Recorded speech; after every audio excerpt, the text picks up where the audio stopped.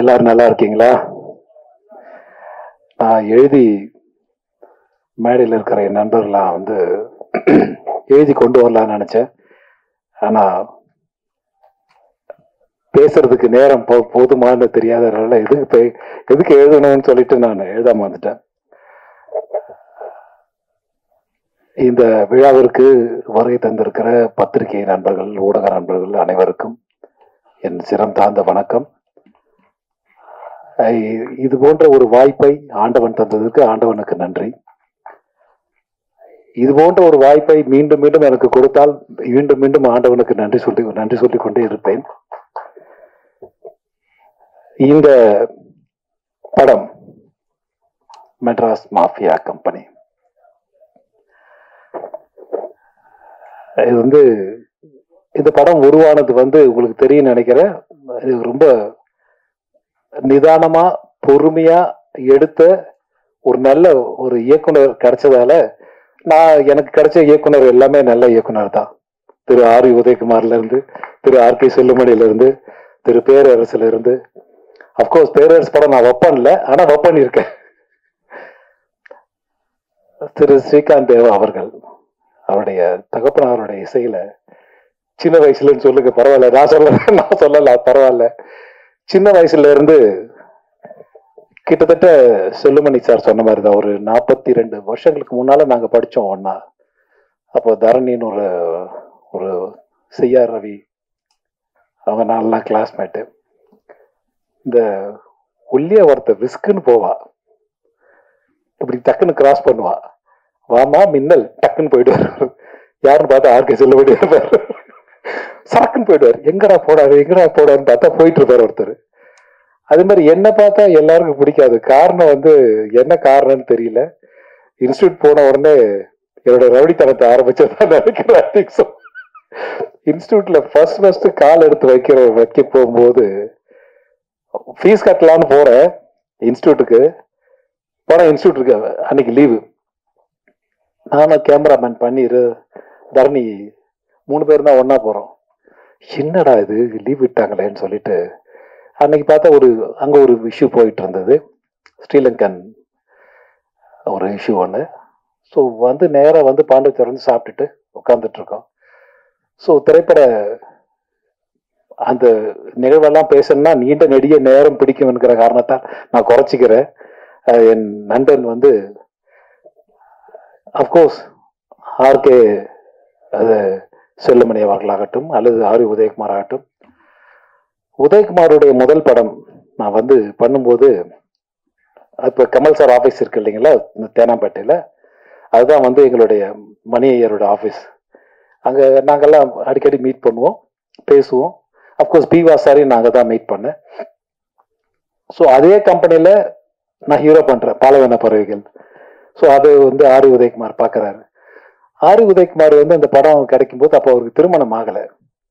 So இந்த படத்தை success பண்ணிட்டு தான் நான் திருமணம் பண்ணுவேன்னு ஒரே அடம் பிடிச்சிட்டு இருந்தாரு. அது நாங்கெல்லாம் சேர்ந்து ஒர்க் பண்ணி கொடுத்தோம் அந்த படம். ஸோ இது எனக்கு ஷூட்டிங் கூப்பிடுறாரு. ஒரு நாள் ஷூட்டிங் பண்ணலான்னு போது நடிகர் கார்த்திக் டேட் கொடுத்துட்டாரு, நீ வந்தா நல்லா இருக்குன்னு சொல்லும் போது எனக்கு 104 டிகிரி ஜுரம். நான் சொன்னேன், உதவி முடியலடா என்னால. என்னை அப்படியே கை காலை பிடிச்சி தூக்கிட்டு போறாங்க. தூக்கிட்டு போய் கார்ல வச்சு என்னை எங்க கொண்டு போறாங்கன்னா போரூர் வரைக்கும் கொண்டு போறாங்க. இந்த ராமச்சந்திரா மெடிக்கல் காலேஜ் இருக்குல்ல, அங்க அது அன்கன்ஸ்ட்ரக்டட் பில்டிங். இப்ப சொன்னார்ல அவரு, அதான் ஒரு சர்க்கிள் மாதிரி இருக்கும். இப்ப கூட அது இருக்குன்னு பார்த்தேன். அதுல கேமரா சிவிதா கேமரா அப்படியே அப்போ இங்க பிலிம் பை பிலிம் ஸ்டூடெண்ட்னு போடுவாங்க எங்க திரைப்பட கல்லூரிக்கு. எங்களுக்கு ஒரு கான்ஃபிடன்ட் என்னன்னு கேட்டீங்கன்னா, அப்ப பக்கபலமா எல்லாரும் இருந்தாங்கன்றது வேற விஷயம். ஸோ ஒரு லென்த்தி ஷாட் வச்சோம்னா சூப்பரா இருக்கும். அந்த மாதிரி ஒரு லென்த் ஷாட் ஒன்று வைப்போம். இங்க இருந்து கேமரா அப்படியே கிரைன் போனா கிரைன்ல இருந்து டவுன் வரும், இங்க இருந்து மேல போகும். ஒரு நாள் முழுக்க இந்த ஷாட்டை தான் எடுத்துட்டு இருந்தா. என்னை ஓட விட்டு நான் சொன்னேன், சொல்லுங்க முடியலடா எனக்கு. அப்படி ஒரு படம் பண்ணோம். ஸோ டெடிகேஷன் என்பதை நான் அன்றைக்கு கற்றுக்கொண்டேன். அதே போல ஆர்கே செல்லுமணி சொல்லலாம். அவருடைய முதல் படம் அவர் படம் கிடைக்கும்னு ஆசைப்பட்டேன். பட் நான் கொஞ்சம் பிஸியா இருந்த நேரம். ஸோ இந்த படம் நான் பண்றேன்டா பக்கத்துல ஆஃபீஸ் 13 ராஜாபாத ஸ்ட்ரீட், 14 ராஜாபாத ஸ்ட்ரீட். அப்போ புலவசாரணி படம் பண்ணும்போது இப்படி ஒரு கேரக்டர் இருக்கும். ஆட்டோ சங்கர் யாருன்னா ஆட்டோ சங்கர் உங்களுக்கு தெரிஞ்சிருக்குன்னு நினைக்கிறேன். எங்க இன்ஸ்டியூட்ல இருந்து பரமணில இருந்து ஒரு பாலம் இருக்கும், நடந்து போற பாலம் ஒன்று இருக்கும்.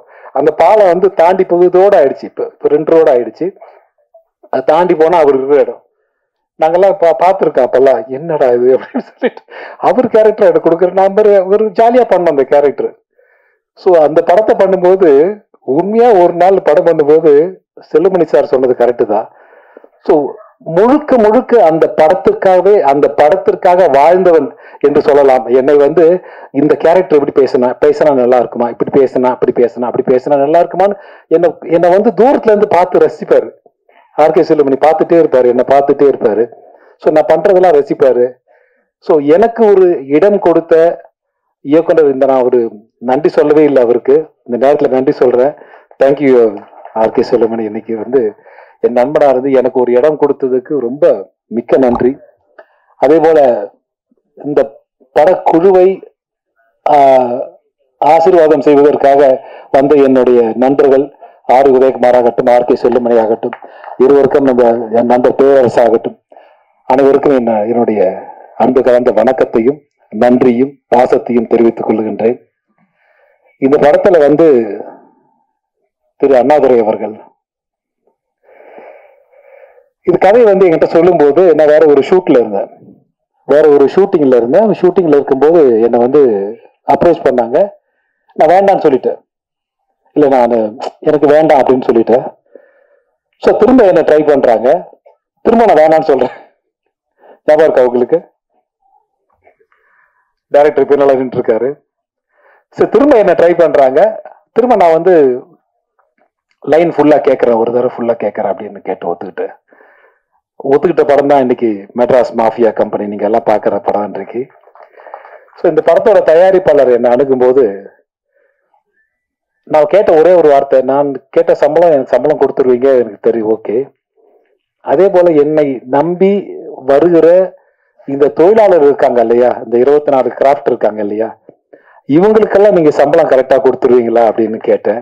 அந்த சம்பளத்தை ஒரு அப்பழுக்கு இல்லாமல் இன்றைய வரை கையிலே கொண்டு சேர்த்தவர் என்னுடைய அருமை நண்பர் அண்ணாதுரை அவர்கள். அண்ணாதுரை என்றால் சிஎன் அண்ணாதுரை கேள்விப்பட்டிருப்பீங்க நீங்க எல்லாம். காஞ்சிபுரத்துல பிறந்தவர் அவர். வந்து அவருக்கும் எனக்கும் ஆர்கே செல்லுமணிக்கும் எனக்கு ஒரு சின்ன பந்தம் இருக்கு, அது வேற விஷயம். ஆனால் அந்த சிஎன் அண்ணாதுரை என்றைக்கு இறந்தாரோ அன்றைக்கு பிறந்தவர் தான் திரு அண்ணாதுரை அவர்கள்.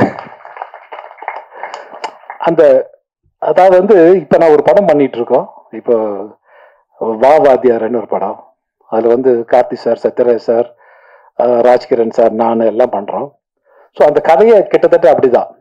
எம்ஜிஆர் அவர்கள் தவறிய போது பிறக்கிறவர் தான் கார்த்தி சார்னு ஒரு கதை பண்ணோம்.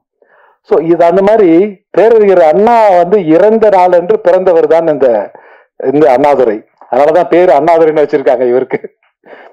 அதனால இவருடைய மனைவி பேர்ல வந்து இந்த படம் தயாரிச்சாரு. இந்த பேசுகிற இந்த பெண்மணி இருக்கிறாங்க இல்லையா, அவங்க வந்து நான் பேசுகிற சம்பளத்தை எனக்கு உடனடியாக தந்தவர் இவர் என்று சொல்லுகிற அளவுக்கு இவர் வந்து ஒரு நல்ல தயாரிப்பாளராக இருக்காரு. இது போலதான் நாங்க வந்து எதிர்பார்க்கிறோம்.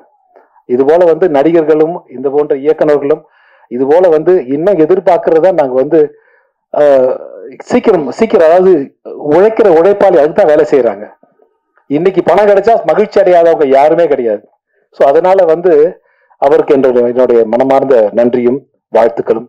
இன்னும் நிறைய நீண்ட நெடிய பயணம் உங்களுக்காக காத்திருக்கு சார். இன்னும் எத்தனை பேர் உங்ககிட்ட காசு சொல்ல போறாங்கன்னு தெரியல.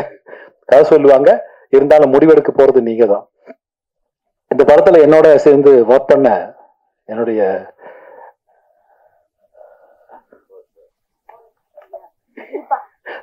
தெரியும் என்னுடைய மனைவி என்றால் படத்துல என்னுடைய மனைவியை நடிச்சாங்க. ஆனா போட்டு கொடுத்துட்டு போயிட்டீங்க என்ன வந்துட்டு, ஒரே கத்தில 2 உரம் இருக்கக்கூடாது அப்படின்னு சொல்லிட்டு. ஓகே, என்னுடைய இந்த படத்துல பணியாற்றிய தீபா அவர்களாகட்டும், அல்லது சமீதா அவர்களாகட்டும், அல்லது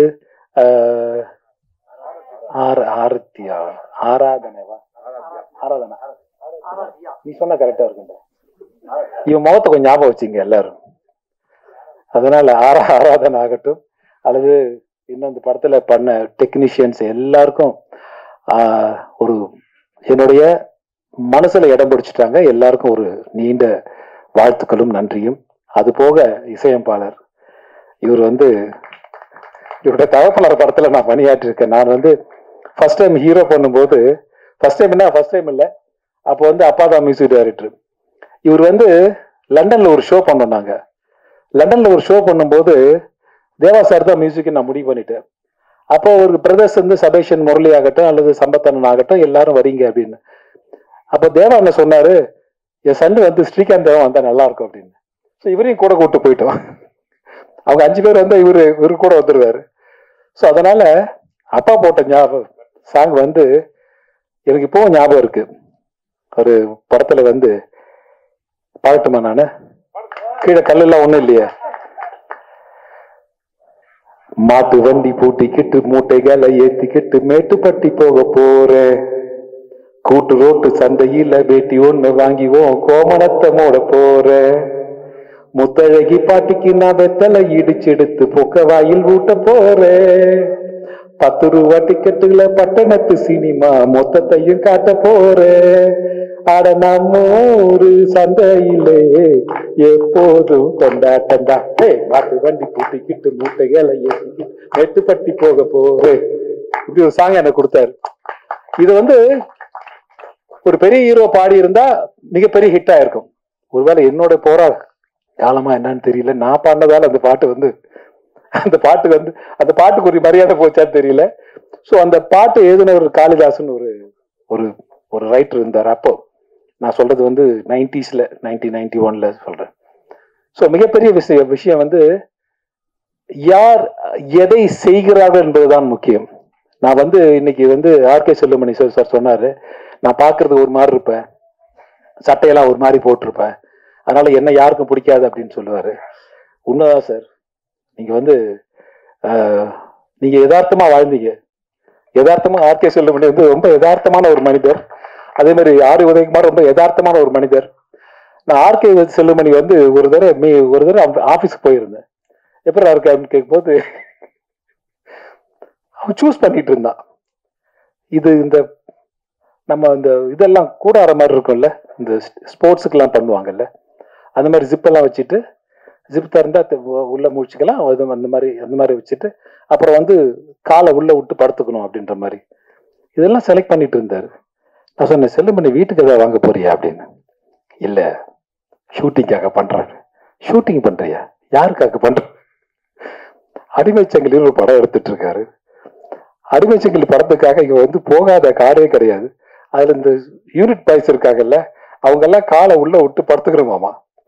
எங்களுக்கெல்லாம் கொஞ்சம் பெரிய டென்ட்னா அப்போ அந்த ஸ்போர்ட்ஸ் டென்ட் மாதிரி இருக்கும்ல, அது உள்ள படுத்துக்கணுமாமா. இது செலக்ட் பண்ணிட்டு இருக்கான் சீரியஸா.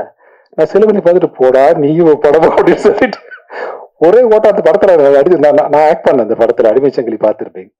அது உண்மையாவே எங்களை அடிமையாவே ஆக்கிட்டாரு. ஆர்கே செல்லுமணி. அதாவது எம்என் நம்பியார் இவர் எல்லா படத்துலயும் இருப்பாரு.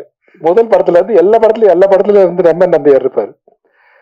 அவர் இவரை பார்த்து ஒரு கேள்வி கேட்டார், செல்லுமணி நான் உனக்கு என்ன துரோகம் பண்ணேன், அவனுக்கு என்ன துரோகம் பண்ண அப்படின்னு கேட்டாரு. ஓப்பனாவே கேட்டார். ஸோ அந்த மாதிரி ஒரு தன்னுடைய படத்திற்காக என்ன வேணுமோ அதை எடுக்கக்கூடிய ஒரு இயக்குனரை தான் கண்ணுக்கு தெரிஞ்சாரு. எனக்கு தெரிஞ்சு என்ன வேணுமோ அதை எடுத்தாகணும், அதை எடுத்துடணும், இன்னைக்குள்ள எடுக்கணும், இன்னைக்கு நைட்டுக்குள்ள எடுத்தாகணும், அப்பதான் ப்ரொடியூசருக்கு லாபம் கிடைக்கும். இதனால நாங்க கஷ்டப்படுறத பத்தி எனக்கு ஒண்ணும் இல்லை. இன்னைக்கு சொன்னாங்க, இன்னைக்கு நிறைய பேர் சொன்னாங்க, இன்னும் வயசு ஜஸ்ட் அ நம்பர் சார். இன்னும் ஆர் உதயகுமார் இருக்காரு, அவரோட முதல் படம் என் கூட தான். ஆர்கே செல்லுமணி இருக்காரு, அவரோட முதல் படம் என் கூட தான். அவரு அசிஸ்டன்ட் டைரக்டர் பண்றேன்னு சொன்னாரு. அவருடைய சக்தி பராசக்தின்னு ஒரு படம். அந்த படம் ராமநாராயண் சாரோட நான் நடிக்கணும்னு ரொம்ப ஆசைப்பட்டேன். என்ன அந்த படத்துல ஹீரோவும் நான் தான், வில்லன் நான் தான். அவங்களா நல்லா இருக்கும் அந்த படம். சின்ன கரெக்ஷன் சார். நீங்க ஒரு நடிகரை நடிகராகவே பார்த்துருவாங்க, நகைச்சுவை பண்ணா நகைச்சுவை பார்த்துருவாங்கன்னு. ஆனால் என்னால் மட்டும் பயம் காட்டவும் முடியும் சார். என்னால பயம் காட்டவும் முடியும், உங்களை பயமுறுத்தவும் என்னால முடியும். அதுவும் அந்த அந்த கலையை வந்து எனக்கு கத்துக் கொடுத்தது ஆர்கே செல்வமணி, இந்த பக்கம் ஆர் உதயகுமார் தான். ஏன்னா வந்து ஆர் உதயகுமார் படம் வந்து உறுதிமொழி நான் பண்ணும்போது எக்ஸ்ட்ரானரி கேரக்டர். இப்பவும் நான் அந்த கதையை சொன்னோம்னா இப்ப சொல்லுவாங்க எல்லாருமே, ஏன் இந்த படம் திரும்ப நம்ம எடுக்கக்கூடாது அப்படின்னு கேட்பாங்க. ஸோ நான் வந்து ஒரு பொண்ணை கெடுத்துட்டு ஒரு டாக்டரை பார்த்து கேட்பேன். டாக்டர் நடிச்சார் யாருன்னா சிவகுமார் சார். அவரை பார்த்து கேட்பேன், நான் வந்து பொண்ணை கெடுக்கலன்னு லெட்டர் கொடுங்க. அவர் வந்து ரொம்ப சீரியஸா வந்து இல்லை நான் இதான் கெடுத்தேன், நான் கொடுத்துருவேன் அப்படின்னு. கட் பண்ணா வீட்டுல போய் அவர் மனைவியை கெடுத்துருவேன். மனைவியை கெடுத்துட்டு மனைவியை நான் தான் கெடுத்து லெட்டர் கொடுக்கணும் அப்படின்னு சொல்லிட்டு. ஸோ இதான் கதை. ஸோ என்னை வந்து கொலை பண்றதுக்காக ஒருத்தர் அலைவாரு. ஸோ என்ன கொலை பண்றதுக்காக ஒரு கொலை வெறியில ஒருத்தர் சிவகுமார் சார் இருப்பாரு. பிரபு சாரை போய் ரிலீஸ் பண்ணி கூட்டு வருவாரு இவர் கொலை பண்ணணும்னு. இவர் கத்தியை மேல போட்டு பிடிக்கும் போது நான் ஓடிடுவேன். ஏன் குத்தலன்னு சிவகுமார் சார் கேட்பாரு. இவரை கொலை பண்ணதுக்காக நான் தூக்கு மாடிக்கு போனேன் அப்படின்னு சிவகுமார் சார் பிரபு சார் சொல்லுவார் சிவகுமார்ட்ட. அதாவது என்ன கொலை பண்ணதுக்காகத்தான் ஒருத்தர் ஜெயிலுக்கு போயிருக்கேன், அவனை கூட்டு இவர் வந்து இப்ப கொலை பண்ணணும்னு சொல்றாரு. இந்த ஒரு கதையை வந்து சொன்ன உடனே எனக்கு ரொம்ப ரொம்ப ரொம்ப லைச்சிட்டு அந்த படத்துல. நான் வந்து அந்த படம் ரொம்ப பிஸியா அந்த நேரம். பட் ஊட்டி அங்க இங்க சுத்தி போய் அந்த என்ன அலைவிட்டா பாருங்க, சிரிக்கிறா பாருங்க உதயகுமார். ஐயோ, தேக்கடியில கொண்டு போயிட்டு தேக்கடியில பிரபு சார்ல பாடி பாடி நான் தண்ணி ஊத்திக்கிறேன், சுடு தண்ணி ஊத்திக்குவாரு அவரு. எனக்கு பச்சை தண்ணியில் நடுங்கிட்டு இருப்பேன். இந்த லொடக் பாண்டி மாதிரி ஒருத்தர் இருப்பான், தரணின்னு ஒரு ஒரு டைரக்டர் இருக்காங்க. மச்சான் பூசிடுற மச்சான் பூசிடுற மச்சான் மேல வந்து பூசி விட்டுருவான். நான் அப்படியே நின்றுட்டு இருப்பேன் ஃபுல். அதாவது என்னன்னா, நடு காட்டுல எங்க ஷூட்டிங் நிறுத்திட்டாங்க. நடு காட்டுல தேக்கடியில ஷூட்டிங் பண்ணிட்டு இருந்தா ஆர் உதயகுமார். எனக்கு என்னன்னா, அந்த உள்ள தள்ளி காட்டுக்குள்ள எங்களை தள்ளி கதவு மூட்டு காட்டுக்கு ஒரு தோட்டக்கார மாதிரி போயிட்டு வர்றாரு. அவர் கதவை மூடிட்டு இந்த கம்பி போடுவாங்கல்ல, அந்த கம்பி ராடெல்லாம் போட்டுட்டு போயிடுவார். போனாலும் அடுத்த நாள் காலை தான் அவர் எழுப்பி கூப்பிட்டு வரணும். ஒரு நாள் எங்களுக்கு 2 மணிக்கு ஷூட்டிங் முடிச்சு, நைட்டு 2 மணிக்கு 3 மணிக்கு முடிஞ்சது. எனக்கு பிரபு சார் சிவகுமார் சார்லாம் நாங்க போய் இவரை எழுப்பி கூப்பிட்டு வந்து கேட்டை திறந்து வெளியில போறோம். நான் சொன்னேன், உதய் இந்த மலை டேல பார்த்துட்டு இந்த மலையெல்லாம் பார்த்துட்டு நீ ஷூட்டிங் பண்ணி இந்த இடத்துல பள்ளனோன்றோம், இந்த இடத்துல குடிசை போடுறோம், செட்டு போடுறோம், சூப்பரா இருக்கும் அப்படின்னு எடுத்துட்டீங்க. இதை பல்லாவரத்திலே பண்ணிருக்கலாமாடா, எதுக்குடா இவ்வளவு தூரம் வந்து அப்படின்னு உதய் சிரிச்சிட்டு இருக்கா உட்காந்துட்டு. என்னன்னு கேட்டீங்கன்னா, மலைக்கெல்லாம் லைட் பண்ண முடியாது, நாங்க அந்த ரோடுக்கு மட்டும் லைட் போட்டிருக்கோம். இவ்வளவு பெரிய வண்டுங்க, அந்த காட்டுல லைட்டே பார்த்தது இல்லை.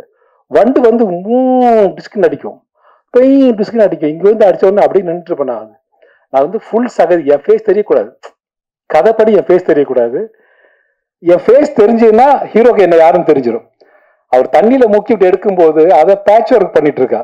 எங்க திருவள்ளூர்ல வந்து ஒரு இடத்துல பேட்ச் ஒர்க் பண்ண ஒரு ஃபிஷிங் ஒரு நர்சரி மாதிரி, அதுல வந்து என்ன முக்கி எடுக்கணுமாமா. முக்கி எடுத்தா என் மேல பூரா புழு ஓடிட்டு இருக்கு, மீன் புழு எல்லாம் ஓடிட்டு இருக்கு. சொல்லு, நான் சொன்ன உதயகுமாரை விட்டுரு. பிரபு சார் முக்கிய படி எப்படி ஒரு முக்கிய எடுத்துடுற, முக்கி எடுக்கிறாரு என்ன போட்டு எனக்கு. ஐயோ, உண்மையா சொல்ல போனா இன்றைய வரை நான் திரையுலகத்துல இருக்கிறேன் என்று சொன்னால் அதற்கெல்லாம் அடித்தளம் போட்டது இவங்க 2 பேரும் தான். ஏன்னா படாத கஷ்டங்கள்லாம், இந்த கஷ்டங்கள்லாம் பட்டுதான் நாங்கெல்லாம் நடிகர் இன்னைக்கு வந்திருக்கோம். நீங்க எல்லாம் பாராட்டுறீங்க. நீங்க எல்லாம் வந்து இன்னைக்கு வந்து குழந்தைல இருந்து நான் பார்த்திருக்கேன், நிறைய பேர் சொன்னாங்க இன்னைக்கு. ஸோ அப்கோர்ஸ் பெருமையா தான் இருக்கு. இத்தனை வருஷம் நம்ம சினிமால இருக்குமா, ஒரு 40 ஆண்டு காலம் சினிமால இருக்குமா, திரையுலகத்துல இருக்குமா. இது வந்து ஒரு பணம் சம்பாதிக்கலாம், அது வேற விஷயம் சார். ஆனா பணமே வாழ்க்கையாயிடக்கூடாது. பணம் வந்து ஒரு அளவுக்கு மேல பணம் இருந்துச்சுன்னா, இங்க இருக்கிற எல்லாத்தையும் பணம் கிடையாது, பணம் கொஞ்சம் குறைவா தான் இருக்கும். ஆனா நாங்கெல்லாம் மகிழ்ச்சியா இருக்கோம். பணம் நிறைய வந்துச்சுன்னா பணத்துக்கு தான் மரியாதை கொடுப்போம், மகிழ்ச்சி போயிடும். பணத்தை நம்ம காப்பாற்ற வேண்டியிருக்கோம். நம்மளை பணம் காப்பாத்துது. நம்மளை காப்பாத்தினா நம்ம சொல்றது பணம் கேட்கணும், பணம் சொல்றதை நம்ம கேட்கக்கூடாது. இது வந்து ரஜினி சார் மாதிரி ஒரு பெரிய நடிகர் சொன்னா நீங்க எல்லாம் கேட்பீங்க, ஒருவேளை நான் சொன்னா கேட்க மாட்டீங்களான்னு தெரியல. பரவாயில்ல, விட்டுருங்க, நோ ப்ராப்ளம். அது ஒன்றும் அது பிரச்சனை கிடையாது. ஸோ சொல்றேன். ஸோ வந்து எது முக்கியமோ அதுதான் முக்கியம். இன்னைக்கு ஒரு பெரிய நடிகர், இது வந்து நானா வந்து நானா வந்து ஒரு ஒரு கல்லா எடுத்து நானா கட்டின வீடு, நானா செதுக்கின சிலைன்னு ஒருத்தர் சொல்லும் போது நம்ம ரசிப்போம். ஆனா நானும் கிட்டத்தட்ட அப்படித்தான் சார். யாருமே இல்லை, பின்புலம் கிடையாது, என் முன்னோர்கள் கிடையாது திரையுலகத்துல. நானு, ஆர்கே செல்வமணி, இந்த பக்கம் உதயகுமார், எல்லாருமே வந்து போராடி வந்தவங்க தான். போராட்டம், ஒரு மிகப்பெரிய போராட்டம் இருக்கும். இது வந்து என் முன்னோர்கள் கிடையாது. நான் வந்து செத்து சுண்ணமா இருக்கேன். சின்ன வயசுல நடிக்கும்போது ஒரு பெரிய பயம் இருக்கும். இப்பெல்லாம் தீபாவளிக்கு ஊருக்கு போவாங்க எல்லாரும். நான்லாம் லாஸ்ட் மினிட்ல வண்டி ஏறி ஊருக்கு போய் தலையை காமிச்சு நைட்டோட இருட்டுல கிளம்பி வந்துடுவேன். ஏன்னா அச்ச உணர்வு, படிச்சு முடிச்சிட்டோம், திரைப்பட கல்லூரியில் மாணவன் ஆயிட்டோம், அடுத்து நம்ம என்ன பண்ண போறோம் அப்படின்ற ஒரு பயங்கர பயம் ஒன்று இருக்கும். என்னை விட அதிகமாக நேசித்தவர் என்னுடைய தகப்பனார். எப்படின்னு கேட்டீங்கன்னா, ஒரு சின்ன விஷயம் சொல்லி முடிச்சிடுறேன். நான் பார்த்திபன் சார் ஷூட்டிங்ல இருக்கேன், இந்த வாகினி ஸ்டுடியோல. நைட்டு வந்து லேட் ஆகும் சார்ன்னு சொல்றாங்க. நான் பரவாயில்லன்னு விட்டுட்டேன். பரவாயில்ல சார், எவ்வளவு நேரம் ஆகும்? ஒரு 10:30 11 ஆயிடும் சார். சரி பரவாயில்ல, 11:30 ஆனாலும் பரவாயில்ல. ஒரு நாள் திடீர்னு வந்து ஒரு அசிஸ்டன்ட் வந்து, சார் உங்களுக்கு முடிஞ்சது சார் அப்படின்றாரு. முடிஞ்சது அப்படின்னு 8:30 மணி இருக்கும், 9 மணி இருக்கும்.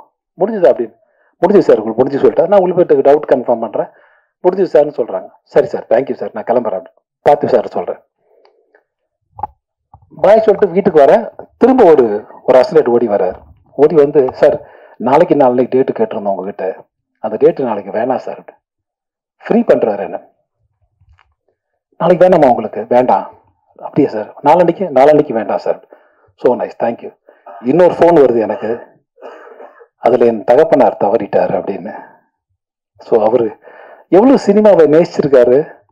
அவருடைய சாவுக்கு நான் போகணுன்றதுக்காக எனக்கு 2 hours முன்னாடியே என்னை வந்து சினிமாவில இருந்து என்னை வந்து ரிலீவ் பண்ணிட்டு 2 daysக்கு அவருக்கு நான் அவர் டெட் பாடி கூட இருக்கணுன்றதுக்காக 2 daysக்கு எனக்கு ஷூட்டிங்கே என்னை விட்டுட்டு என்னை விட அதிகமாக நேசித்தவர் என்னோட தகப்பனார் என்று எனக்கு தெரிகிறது. என்னோட அதிகமா நேசித்தவர் எங்க அப்பா. இவன் இருந்தா இந்த இந்த திரையுலகம் நன்றா நான் இன்றைக்கு நடிகராக நிற்கிறேன் என்று சொன்னால் அதற்கு அப்புறம் ஒரு காரணம். இதெல்லாம் வந்து அன்னைக்கு நைட் பௌர்ணமி தான். அந்த பௌர்ணமி விழா நடக்குது, இந்த பாமக விழா நடக்குது. அந்த விழாக்கு நான் போயிட்டு இருக்கேன். அந்த விழா தாண்டி தான் மகாபலிபுரம் வழியா இந்த பக்கம் போனா ஈஸியா போயிடலாம். ஸோ நான் வீட்டுக்கு போய் தான் கிளம்பி போறேன். அப்பப்போ எங்க தகப்பனாரோட டெட் பாடியை பாக்குறேன். பார்த்துட்டு நான் சொன்ன ஒரே விஷயம், உங்க கூட இருக்கிறதுக்காக ஷூட்டிங் எல்லாம் எனக்கு ஃப்ரீ பண்ணீங்களாப்பா அப்படின்னு கேட்டேன் என் தகப்பனார்கிட்ட.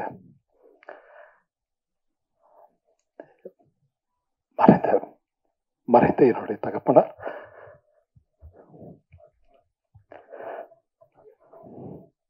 தேங்க்யூப்பா.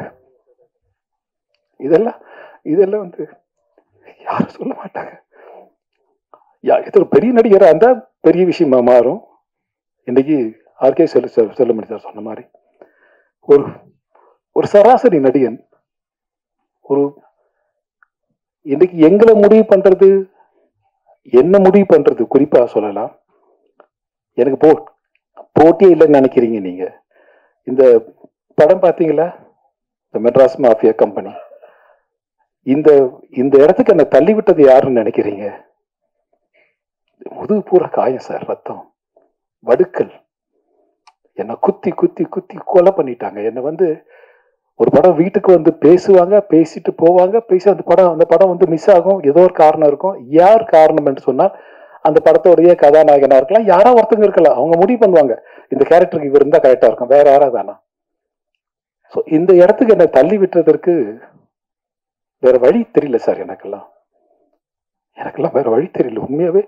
இந்த மெட்ராஸ்கா இந்த படத்துல நான் லீட் ரோல பண்ணியிருக்கேன். அப்கோர்ஸ் லீட் ரோல், கதாநாயகன் கிடையாது, கதையினுடைய நாயகன், அவ்வளவுதான். ஸோ அதனால வந்து தயவு செய்து வந்து கலையை கலையா பாருங்க. இன்னைக்கு வந்து என்னுடைய சகோதரி ஒருத்தங்க பேசினாங்க, ரொம்ப நேர்மையான பேச்சு, நானும் ரசிச்சேன் அந்த பேச்சு. திரையுலகத்துல இன்றைக்கு நாம் படுகிற கஷ்டம், இன்னைக்கு நமக்குன்னு ஒருத்தர் வேணும்னா அப்படின்னா ஒரு 100 பேர் இருக்கும், அதுல 10 பேர் தான் வேணும்னா 10 பேர் சூஸ் பண்ற இடத்துல ஒருத்தங்க இருக்காங்க. அதனால தயவு செய்து ஆர்கே செல்வமணி போல, உதயகுமார் போல, பேரரசு எல்லாம் வந்து இன்னைக்கு ஒரு மிகப்பெரிய இயக்குனர் தான். இல்லைன்னு சொல்லல. ஆனா நம்மளுடைய சாபக்கேடா என்ன காரணம்னு தெரியல, ஒதுக்கி வச்சுட்டு இந்த பக்கம் ஒருத்தரை செலக்ட் பண்றோம் நம்ம. ஸோ அதுலயும் மிங்கிள் பண்ணி போயிட்டே இருக்கும். இந்த ஓடுற குதிரை என்னைக்குமே ஓடுன்ற மாதிரி அதுல வந்து தாண்டி போயிட்டு இருக்கோம் பார்த்துட்டு. ஸோ அதனால இந்த படத்துல வந்து மெட்ராஸ் மாஃபியா கம்பெனி நாங்க வந்து குறித்த நேரத்துக்கு முடிச்சோம்னா அதுக்கு முதல் காரணம் என்னுடைய இயக்குனர். எனக்கு டைமே கொடுக்க மாட்டாரு. எனக்கு டைம் கொடுக்காம அவர் ப்ராமோட்டிங் பண்றத நான் பேசுவேன். இது ஒரு சீனா இருக்கும். நானும் முனிஷ்காந்த் எல்லாம் பண்ணியிருப்போம். இந்த சீனா இருக்கும். நான் சொன்னேன், நீங்க பேசுங்க, நீங்க பேச நான் எடுத்து பேசுறேன். ஏன்னா தெலுங்கு படம் பண்ணி எனக்கு பழக்கம், அதனால நீங்க பேசுங்க அப்படின்னு சொல்லிட்டு அவர் ப்ராணம் கொண்டாரு. மழை வர பெஞ்சிட்டு இருக்கு. மழை பெய்யும் போது மழையில அந்த சீன் எடுத்துட்டு இருக்கோம். முடிச்சாகணும், முடிச்சுட்டு போகணும். உடனே போகணும். ஒரு 1 ஹவர்ல ஷிஃப்டிங். ஒரு நாளைக்கு 5 சீன் 6 சீன் எடுப்பாரு டேரக்டர். இவருக்காக நானும் ஒத்துழைச்சேன் இவருக்காக. என்ன பரவாயில்ல சார், பரவாயில்ல, நீங்களே பண்ணுங்க. இந்த ஆனந்தராய் தான் இந்த படத்துல பாப்பீங்க நீங்க. இதுல வந்து ஒரு டிஃப்ரெண்டான கதை. இந்த கதை காலம் ரொம்ப புதுசா இருக்கும். இது நல்ல படம் என்று உங்களுக்கு தோன்றினால், உங்க மனசாட்சிக்கு தோன்றினா நீங்க நல்ல படம்னு எழுதுங்க. கண்டிப்பா வந்து என் பத்திரிகை நண்பர்கள், இந்த ஊடக சமுதாயம் வந்து 4 தூண்ல ஒரு தூண் மாதிரி. நீங்க கொண்டு போய் சேர்க்கறதா இன்னைக்கு நல்ல படமா கெட்ட படமா. நல்ல படம் என்று நாங்கள் எடுத்திருக்கிறோம். நல்ல படத்தை நீங்களும் வரவேற்கின்ற நம்பிக்கை எனக்கு இருக்கிறது. இந்த படத்திற்காக உழைத்த அனைவருக்கும் நன்றி கலந்த வணக்கத்தை தெரிவித்துக் கொண்டு, எனக்கு காசு கொடுத்த தயாரிப்பாளர்ல இருந்து காஃபி கொடுத்த தயாரிப்பு நிர்வாகி வரை, இன்றைக்கு அசிஸ்டன்ட் டைரக்டர்ல இருந்து இன்னைக்கு பிஆர்ஓல இருந்து இந்த நிகழ்ச்சியை நடத்தின என்னுடைய சகோதரி ரோகிணி, அவங்க உள்ள சொன்னாங்க, பேரை மறந்துட்டேன். பாருங்க, என்னோட மகளா நடிச்சாங்க அவங்க படத்துல. ஆனா அவங்க பேரே நான் இன்னும் ஞாபகம் வச்சுக்கல. பேர் கேட்டு ஞாபகம் வச்சுக்கல. ஆராதரான் பேர் சொன்னாங்க அவங்க என்கிட்ட. இப்பதான் பேரே கேட்டு தெரிஞ்சுக்கிறேன். அதான் என்ன பண்றது சொல்லி பார்க்கலாம். தேங்க்யூ, ரொம்ப நன்றி. Thank you very much. இது வந்து உங்களுடைய நாங்க எதிர்பார்க்கறதெல்லாம் உங்ககிட்ட இருந்து உங்களுடைய கைத்தட்டலும் வரவேற்பும் தான். இதை நான் பேசின ஒரு கலைஞனுக்கு உங்களை போன்ற ஒரு நல்ல வார்த்தை, நல்ல மகிழ்ச்சியான ஒரு வார்த்தை. நாங்க வந்து பழகிட்டோம். நல்ல படமா கெட்ட படமா, நல்லா ஓடுச்சுன்னா நல்லா ஓடிச்சு, ஓகே, வேற வேலையை பார்க்கலாம். நல்லா ஓடனாலும் அடுத்த வேலையை பார்க்கலாம். அப்படி நினைச்சிட்டு போற மாதிரி நாங்க நினைச்சிட்டு போயிட்டே இருப்போம். அந்த மாதிரி நல்ல படம், இதை வாழ்த்தணும், வரவேற்கணும் என்று உங்களோடு கேட்டுக்கொண்டு இந்த படத்திற்காக உழைத்த அனைவருக்கும் நன்றி கலந்த வணக்கத்தை தெரிவித்துக் கொண்டு விடைபெறுகிறேன். நன்றி, வணக்கம்.